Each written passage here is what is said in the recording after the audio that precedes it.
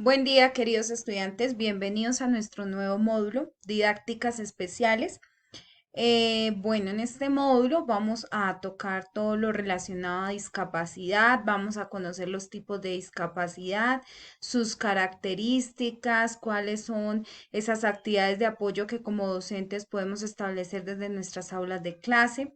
Asimismo, también vamos a abordar el plan individual de ajustes razonables, pues el cual está establecido en el decreto 1421 y que es importante que nosotros aprendamos a estructurar este plan porque si bien es cierto, pues en la actualidad son muchos niños que podemos tener en nuestras aulas con discapacidad.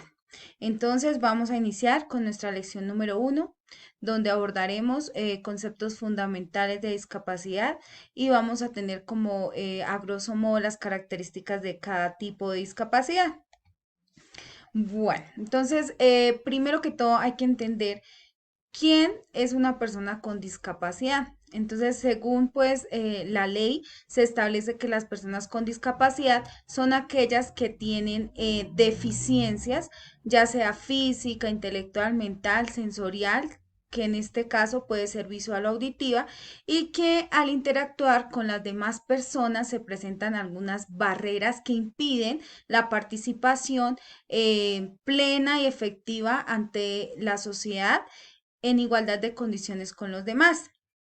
Entonces podemos resumir que todos somos personas con y sin discapacidad y que tenemos derechos y obligaciones. Entonces es importante también que nosotros desde nuestras aulas de clase, desde el proceso que llevamos, trabajemos la comunicación y el lenguaje incluyente con nuestros niños y con nuestras niñas. El ser diferente no es un problema, sino el problema es ser tratado diferente. Entonces, en todo este proceso escolar, en el campo educativo, pues encontramos barreras físicas, barreras de comunicación, de actitud que limitan o imposibilitan el acceso a las diferentes áreas de nuestros niños. Son niños que emergen ese desempeño en las actividades con la participación social y productiva en igualdad, siempre de condiciones. Entonces es ahí donde nosotros debemos no lesionar la dignidad de estas personas con discapacidad. Bueno, entonces en clase vamos a conocer cuáles son las maneras incorrectas que de pronto nosotros en nuestro vocabulario tenemos la capacidad de referirnos a estos niños y cuál es la manera correcta que debemos hacerlo, porque muchas veces en nuestro afán pues como que olvidamos algunos de los conceptos y trabajamos conceptos equivocados que debemos desechar porque ese uso frecuente pues hace que nosotros nos refiramos a los niños en una condición que no tiene que ser. Entonces vamos a trabajar esto en clase. Bueno, vamos a iniciar con la discapacidad por deficiencia física. Entonces, en esta, pues, esta es como, ¿cómo decirlo? Como una secuela tal vez de algún órgano o sistema corporal de origen motriz. Entonces, pueden haber niños con paraplegia, amputaciones, artritis, parálisis cerebral, entre otras.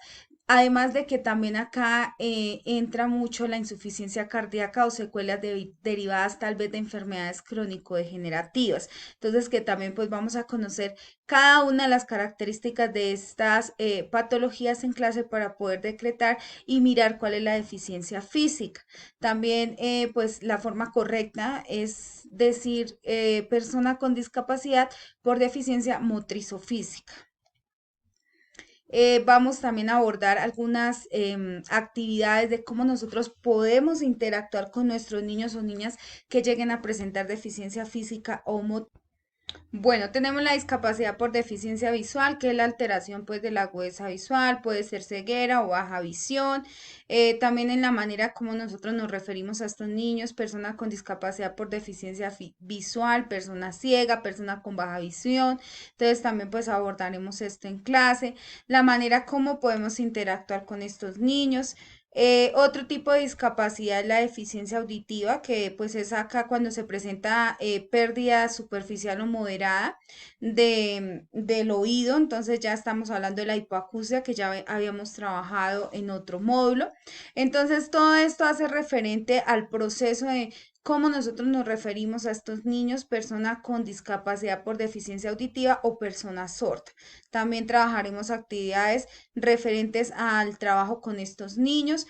Otro tipo de discapacidad es la deficiencia intelectual, que esta pues se caracteriza por disminución en el funcionamiento intelectual, ya sea en razonamiento, en planificación, solución de problemas, pensamiento abstracto, comprensión de ideas complejas, también aprender con rapidez, aprender de la experiencia.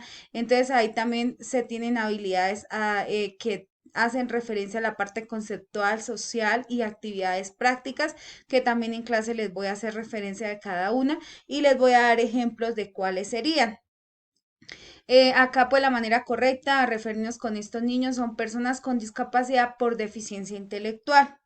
También las actividades que nosotros podemos trabajar, abordar desde el aula para poder pues como interactuar con estos niños.